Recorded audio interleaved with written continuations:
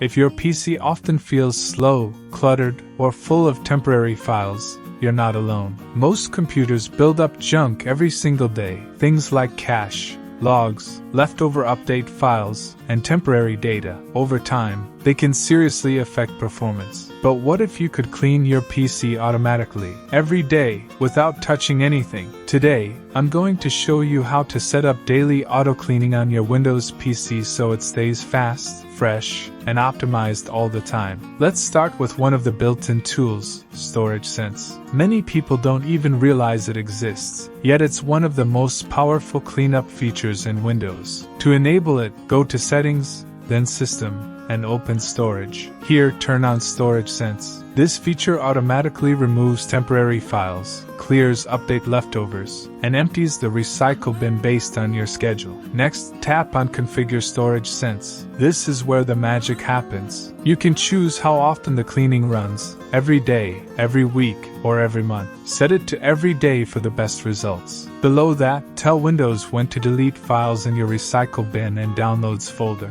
If you don't want Windows to touch your downloads, set that option to Never. But that's just the beginning. Another powerful tool is Disk Cleanup Automation using Task Scheduler. Press the Windows key, type Task Scheduler, and open it. Choose Create Basic Task. Give it a name like Daily PC Cleanup and set it to run daily. For the action, select Start a Program, then type cleanroot.exe/autoclean. This runs disk cleanup automatically with no pop-ups. Your PC silently cleans itself in the background every day. Finally, if you want deeper cleaning, you can automate third-party tools like CCleaner by selecting their executable inside Task Scheduler, but the built-in tools are already good enough for most people. Once you set this up, your PC will maintain itself with no effort. No more lag, no more storage warnings, just smooth, reliable performance every single day. Try it once, and your PC will thank you.